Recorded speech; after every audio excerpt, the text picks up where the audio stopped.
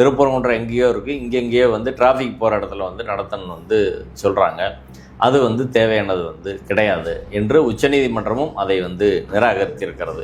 இப்போ இரு நீதிமன்றங்களும் இந்த விஷயத்தில் சரியான கண்ணோட்டத்தில் வந்து இருக்கிறாங்க. ஒன்றிய அரசுக்காக வாதிட்ட வழக்கறிஞர் கோவிந்தராஜன் தான் இப்போ ஒரு 10 நாளைக்கு முன்னாடி திண்டுக்கல்லில் ஆர்எஸ்எஸ் வழக்கறிஞர்களுக்கான முகாம் வந்து தென் மாவட்ட ஆர்எஸ்எஸ் வழக்கறிஞர்களுக்கான முகாம் வந்து நடக்குது.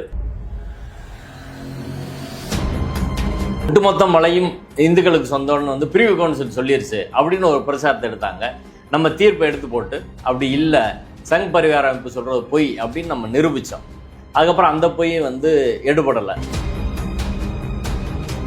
மக்களுக்கு பொறுத்தவரை எந்த பிரச்சனையும் கிடையாது.